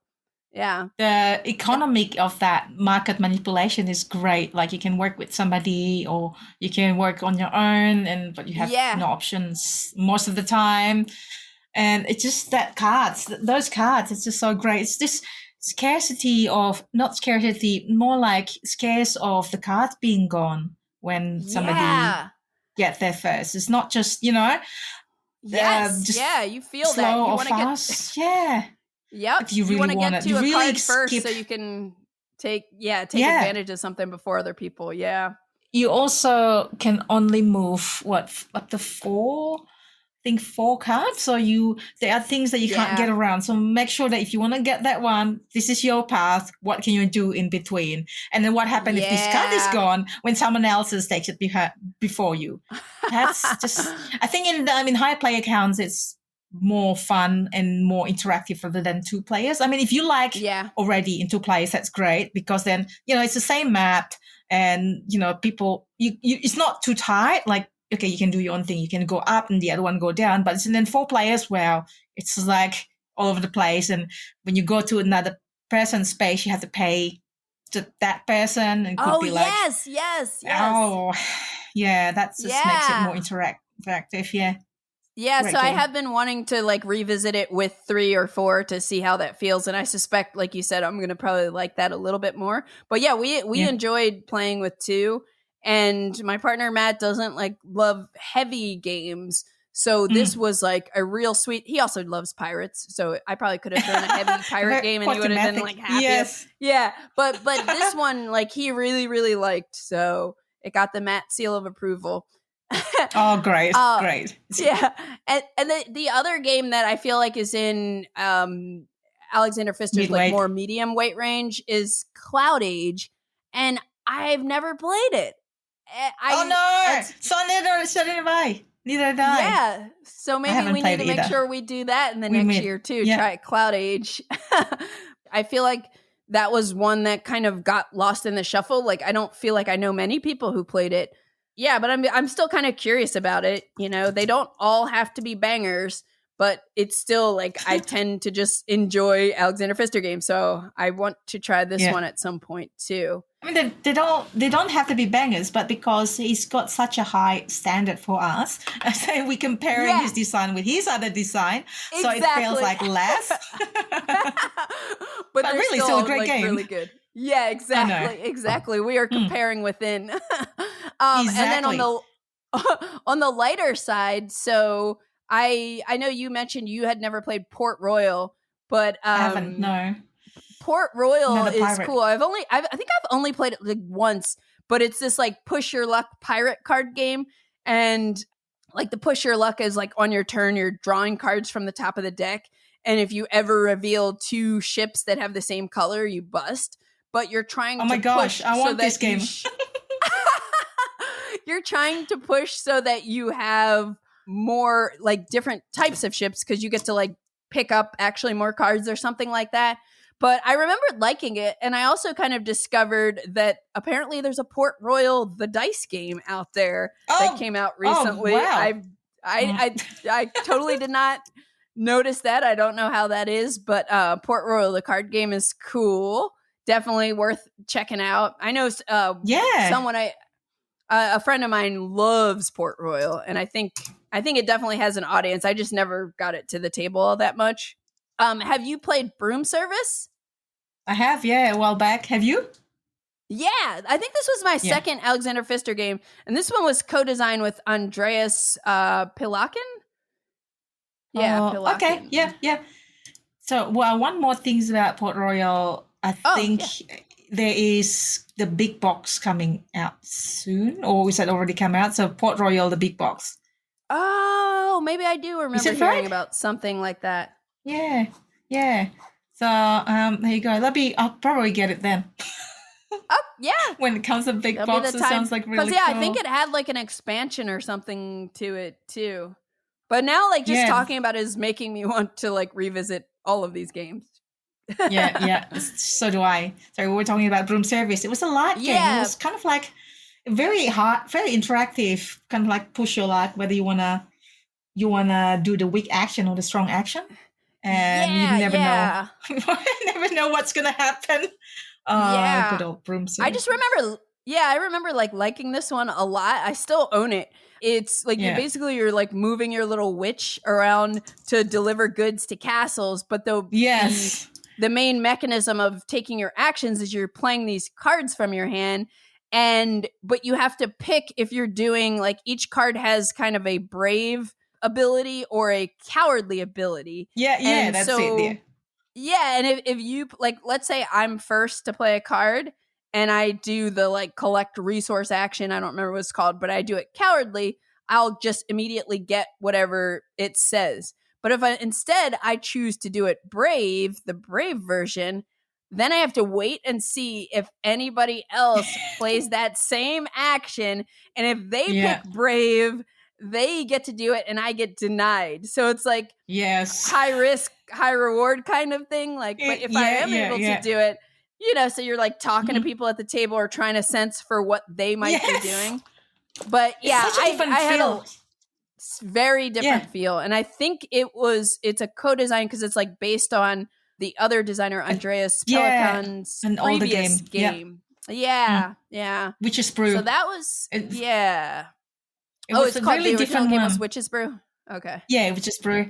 So it was just, I remember it, there's the, like, I wouldn't say luck, like push your luck, yes, push your luck, but it's a light game. So you just got denied, but that's okay. Just a light game. It's a fun game. We just laugh over it. It's just such a one of those games. Yeah, exactly. that's from Surface. And the other one is Isle of Skye. Yeah. This is another one, like, I play same co-designer, Andreas Pelikan. Yeah. And I played it. I liked it. I just never got around to playing it more. And again, I played it as well once. I think the auction mechanic was quite different, but what I know that I'm actually struggling because it has me the action. So the auction is on the tile, which is fine, but I have difficulties rotating things in my head. So the spatial rotation. So that one of those, like, how do I know I'm going to that I want that tile or something? Yeah. It's really hard for me in my brain to have to grab it and put it and rotate it physically to know. So that one is just, it's like a tough one for me for that regard. I think I'm just not like the hugest kind of tile laying fan, but this game, for anyone who doesn't know, is like a tile laying game where you have each game you'll play with a set of like scoring tiles. So each game will be a little different, but you're kind of building out this little town or something with these tiles that you're placing. Yeah. But each round, I think you're auctioning off 2 tiles and you're like setting a price for them, and other players can buy them. But if they don't buy them, like, you have to buy it from yourself, so you can't like set the price too high or something like that. Yes. Yes. Yeah. I like that. I know a lot of people who love it, but I just haven't played it a whole lot, and I just, again, I don't think I gravitate towards tiling. I think if the tile is, let's say the tiles is replaced by, like, hypothetically, is replaced by engine build card, that probably something I would be playing more than the tiles that I have to put and rotate, and I have no idea how it's gonna look at the end without putting it. We align there, because I think that's what it is for me too, with like not I don't know, there's just something with the tiling, but a lot of people love it. A lot of people love it. It's a popular game. I definitely want to revisit that one at some point too. But Boonlake, I think right now is still top on my revisit list as we talk about revisit list. The next one that I played is another co-design, and it's called Tybor the Builder. And this is something I got years ago because Alexander Pfister's name was on it. And the co-designer is Dennis Rappel. And I had never played it until I went on a trip with my friend Cassie. And I was like, I'm just going to bring some card game that we can play at the airport because we had a layover. And this is a game with multi-use cards, and you're drafting them. And you're playing cards either as like a worker or as a builder or as a citizen, and different cards, like, I think depending on how you play them, get placed different places, and they, represent resources, and you're building up an engine. It was really good. Like, we both liked it a lot. We ended up playing like probably at least 5 times on that trip. And like, really, like, even at a 2-player game, it was like very satisfying to draft the cards. And I think, if I recall, you have different scoring cards or something that you can play with that kind of vary up each game. But did you ever get a chance to play Tybor the Builder? No, I haven't. It's just like I haven't seen it in any of game shops as well either. So I haven't actually played that one. It's 2017 release, and it's he's got so many games that I still want to. I want to play. I feel like I had to buy this one from someone on the Geek Market or something. I forget how I got it, but it is a little bit more of a deep cut. And it also reminded me of the next game, Oh My Goods. Oh My Goods. Didn't they change the mechanic from the first one that they released, I think? I don't know. I know Oh My Goods has a lot of like a few expansions. At some point I bought them all, but I still have not played Oh My Goods. So this one's you like love tableau it. It's building. Cards. Yeah, I know it's cards. Just cards. Exactly. I know. But you're chaining cards together to like kind of Correct. make a production engine or production engines or something like that. That's basically it. It's so fun. And then the multi-use cards. So the cards that you have, you can play it or you can discard it as resources. I don't know if you played It's a Wonderful World. So you can either take it, So, or you can discard as resources, recycle it. I think it's called in there. Oh, cool. And you do chain that together. You're trying to get worker, and the worker you do your production. To get the building running. Resources that you need to do this thing with, kind of. And the resources that they use is actually just cards face down. They just use some cards to put it face down as resources as well. So definitely. Yeah, I love that. I love triple use cards. And, triple use cards. And then I think the game you might have been thinking about is it Expedition to Newdale? Like this was like a new version of like, I don't know if it's a new version of Oh My Goods, but I know it shares some elements and it's like set in the same world. And this is more of more of a medium. I think the Expedition to Newdale is like more of a complex game. Like I know it has like this book that's different boards that like in a spiral bound book or something like that. I used to own it at some point, but I never got it to the table and ended up selling it. I think that's the scenario. So there's just games or there's scenarios that you can do. It's basically like different variant plus adding different variant each time. But it is based on Oh My Goods, the card game. But I'm pretty sure Oh My Goods has got a little tweak itself. And then there's Expedition to Newdale, which is using the Oh My Goods mechanic on the actual game where you can also explore the map. So that one, I remember enjoying that as well. That Oh My Goods make it a really unique one because just cards are used for everything and just like quick. I mean, it then gets bigger because you just play cards everywhere, but still it's kind of like in a small box. Always something about it, isn't it? Where it comes in a small box, picking up a punch. Big game. Oh My Goods. Yeah, I know. That's cool. The last one I would mention is a game that I just kind of, I remember, I think I don't know if it came out in 2020 or around that time period where most people 2020. Really getting, Oh yeah, okay, that makes sense. It's called Monster Expedition, and it's this push your luck dice game. And again, if we're stacking it up against all of Alexander Pfister games, it's not like my favorite one, but I thought it was like real fun. And like I like the theme of it. It has push your luck again, which I'm noticing is another little trend.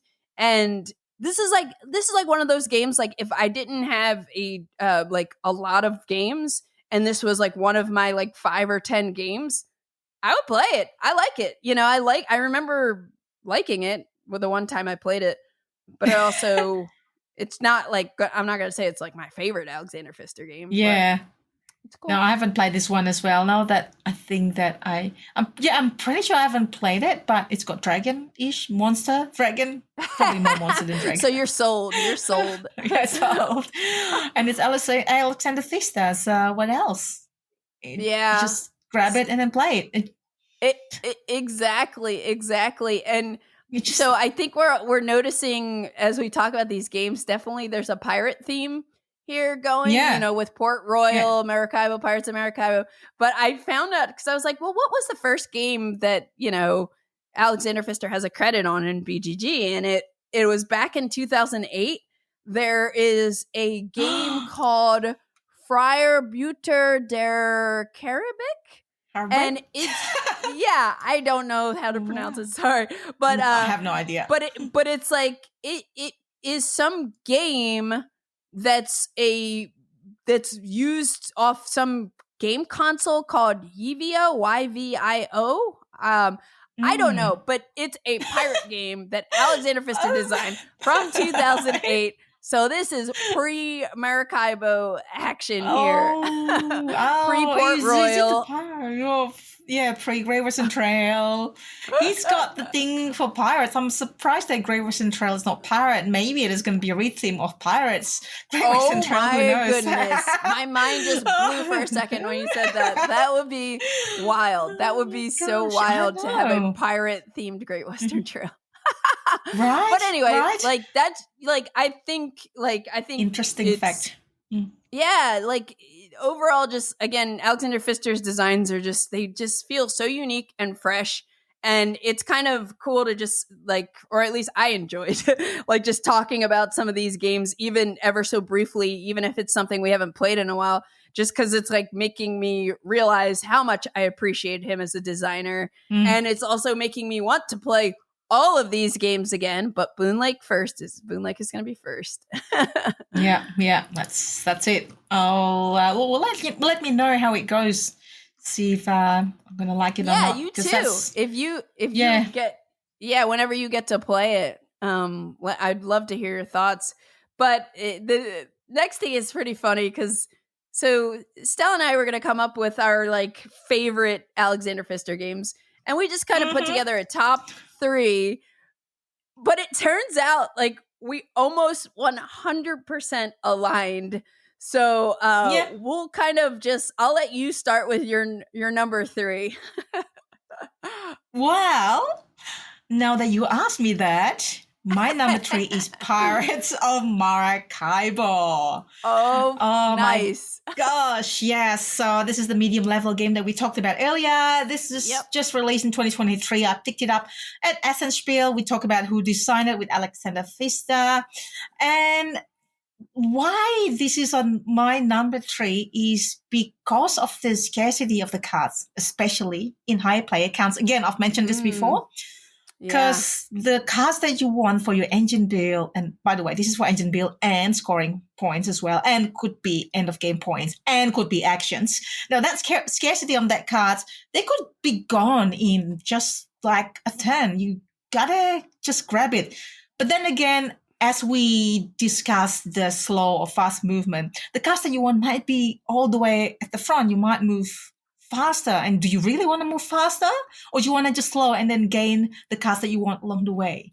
So, oh my gosh, that is, and the variety of action cards, the smooth action, the game scoring. That's a great way to describe. Oh my gosh. A lot of these games are smooth. They feel smooth. Yes. Yes, it's like professionally designed. And the game scoring is actually different than Maracaibo. Now, in Maracaibo, you have that thing as well on the player board, and you move it kind of like from your player board to the main board, while this is the other way around. It's not really the other way around, but you have a supply of cubes, and you put it on your boards to upgrade your engine.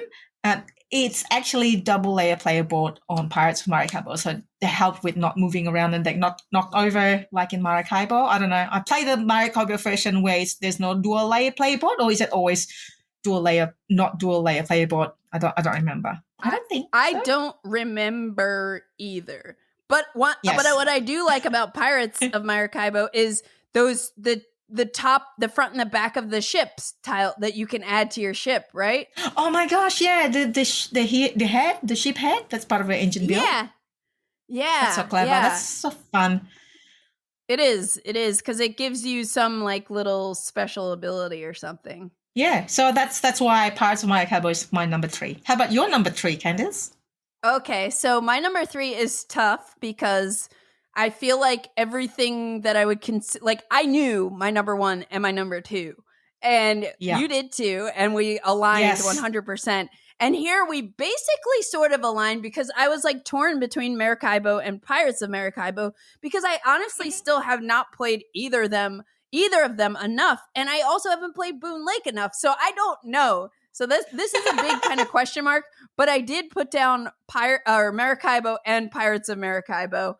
And we'll have to circle back in a year and see which one of those two that I enjoy more, or if Boonlake kind of sweeps up here. Who knows? I don't know, but for like all those same reasons as you, like the reason we love a lot of these games, like the movement, the scarcity of like being the not getting somewhere first, all the different upgrades that you can do to kind of build up your engine. Like I really, and it's so funny because at the time that I made this list, I was thinking that like I want to revisit Maracaibo first. But now I don't know. I'm still like feeling Boonlake. So we'll see. We'll see. Boonlake it is. Boonlake. Yeah. But then our number 2, because we synergized 100% here, both of us had Skymines as our number 2. And this is one of the heavier releases, came out in 2022, reimplementation of Mombasa, which I think maybe was 2015. It's designed by Alexander Pfister with Victor Kobulk. And it's published it's published by Deep Print Games and Pegasus Spiele. It plays with 1 to 4 players, and this is a game where we're investors trying to earn the most crypt coin from mining on the moon. And what I love about it is the card programming and the hand management. I find to be like brilliant. And I love how it's also fuses in deck building. I love deck building. There's some worker placement in there. So there's like, you want to talk about scarcity. Like, what is the timing to go to one of those spaces that lets you cash in on having the max of a certain resource? And then even more importantly, I love market manipulation. And this game has like really cool market manipulation. Skymines is like so good, and I want to explore the like some of those new modules and stuff soon. But why did you have it as your number 2? Well, similar to you, I guess. The market manipulation or the economic part, it's kind of like a little bit like parts of Maracaibo as well. There's that as well. And there's lots and lots of hard decision. The hand management is brilliant. The programming of the card is like Blackout Hong Kong's, right? And you have to place it in things, and you want to, which one you want to do first. It's very critical. There are actions that is better when you have the cards face up, but when you want to face it down and do that action, and then potentially lose in that more powerful action. It's like to not lose the action that you need before the opponent gets it. Oh my gosh, it's just like, it's amazing game, right? Engine building, and then there's the engine building part, and there's player interaction. Kind of like definitely. And there's this what do you call that thing? You're trying to build you think on your player board, and you need to have the resources to advance on the track. And like the helium track. The helium track that used to be the diamond track. Yeah. Yes, like most of them you just have to have it. You don't have to give up on the resources. I think that's so clever. I'm like, oh my gosh, what is that? And the research track. So there are 2 different tracks that you're working on, and it's like, do you want to like lean really heavy into one game? Like, there's so many different paths to victory. So I think, classic Alexander Pfister. Classic. And that market manipulation that you say on the board, wow. I'm like, it's very interactive. It's just on the board building the company. There are 4 companies, I think, on there on the game? 4 of them. And it's like, maybe I see 2 other players are really pushing up the value of something. Yeah. So then I'm like, I better move up that track. I better, take the actions I need to move up that track. Yeah, it's such a cool design. So cool. And that's our number 2. And number 1, Candice. Number 1 is the whole Great Western Trail trilogy. Oh my gosh, yes. I love it. I just so love it. It's just so many ways to play this one, like the building. We're talking about first the base game, maybe the one that people are most familiar with, right? The building, like even the buildings are different each game. And then do you want to focus which workers you want to have? You want to focus on advancing your train further on the track. Like, like where people place which buildings is, it just changes up every game. I swear, the first time I heard about the Great Western Trail Argentina, I was like, and me and Taryn, especially Taryn, was like, what else could be different? What else? It's basically the same game. And then I'm like, I convinced Taryn to like, let's just get it. We enjoy it so much. We we just play it. It's like playing Great Western Trail, right? I'm like, and Taryn was like, sure. And then I got it, and then we play it. I'm like, oh my God, it's his favorite. Great Western Trail is the Argentina one. It's still different, right? Yes. Yeah. Yes. That's one of the things like I like about this whole trilogy is that every game feels like Great Western Trail, but they all feel different from each other. Like Argentina adds like a fourth type of worker, and it also introduces grain as an additional resource. And then you have like the ships, and you can have shortcuts for deliveries and like the city maps that you're delivering to these ports and stuff. And it's like, but it's still like, it feels like Great Western Trail, but it's different. And it kind of like presents new challenges. And then last year we got New Zealand. Oh my gosh. Even cooler. So right now, what would you say, is New Zealand your favorite? My number one out of the Great Western Trail is New Zealand. Number one is the deck building. It's more heavily the deck building, and I love my deck building. So surely when this one was like, oh yeah, it was just like, oh my God, this like you can play so many cards in one turn. I'm like, okay, you just like draw more cards, you play this. I'm like, yes, this, and then you got lots of more money, but then you have to pay more like on the shipping, which is great. So New Zealand, yours as well. Yeah, I think so. It's like one of those things like I'm afraid to like say that I like one child better than the other if I had children or whatever. Oh my gosh. But it's hard. Like I feel like I need to play them all like 50 more times and then I'll be able to like say which one is my favorite. But I really do love I think right now New Zealand is my favorite because of what you're saying. Like it had like the deck building choices and like your hand management is so much different and like even like more interesting, I think, in New Zealand. And then also I like the sea routes board. Like, that's another thing. Like, do I want to go heavy exploring on the sea route? And like that kind of reminds me of the Rails to the North expansion. Yeah, get those houses. Get those houses out. I love that you have that. What is that track? That like Pathfinder track that you can go up and unlock the abilities. Yeah, and I just love that all three of the games have this. They feel like what I love about Great Western Trail, but then they also feel different enough that it's worth it to have them all in my collection. Your collection. That's absolutely right. I mean, all this, like, I think the New Zealand is a little bit more complex than Argentina, and Argentina is a little bit more complex than the base game as well. So it gets more and more complex, but hey, it's fine. We're ready for that. It's still a different game, still a different feels. The feeling is the same yet different. It's like, you like ice cream. You like vanilla ice cream. How about vanilla ice cream mixed with chocolate? Ooh, it's so good, but different. Vanilla ice cream with strawberry. Oh, yes, please. It's the same but different flavor. Oh my gosh, I don't know. I feel like ice cream. We love ice cream. That's the message here. We love ice cream. Yeah, but that's it. This is in summary. But this and like Skymines are just like, I feel like just such examples of why I think Alexander Pfister is such a great designer. And like these games just don't feel like anything else. Like they're just, I don't know, they're Alexander Pfister games, like there's something that feels so satisfying and so challenging about them at the same time.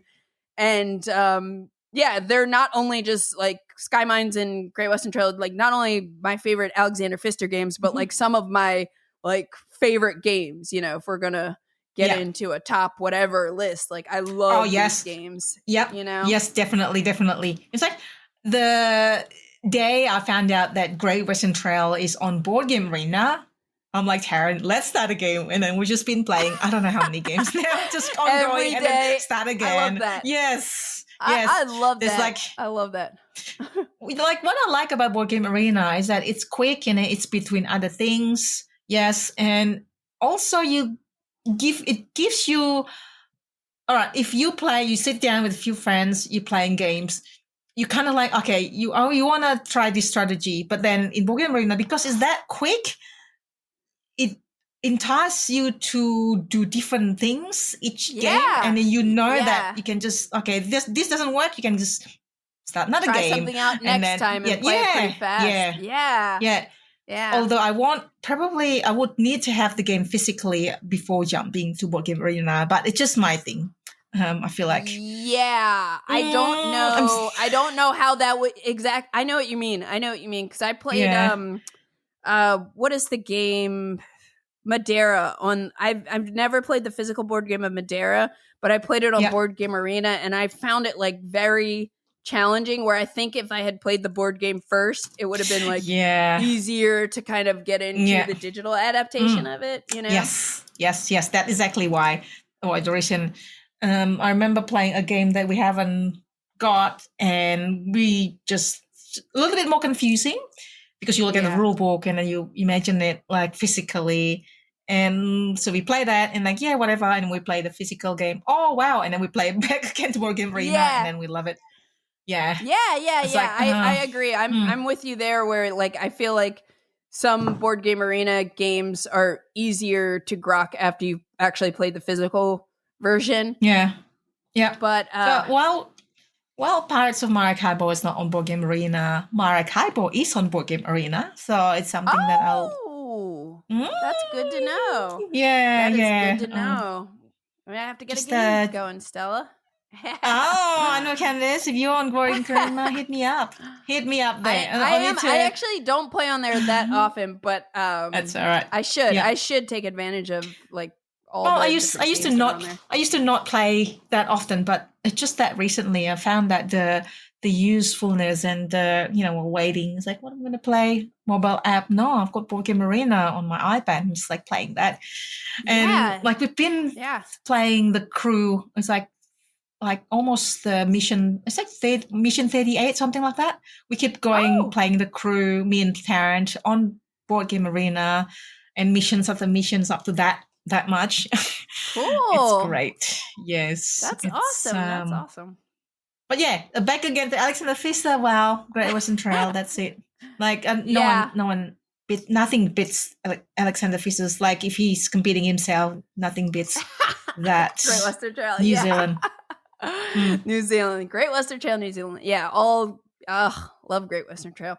But Stella, I'm so glad you picked this topic because I mean it gave us both the opportunity to kind of like geek out about Alexander Pfister and his games. Yeah.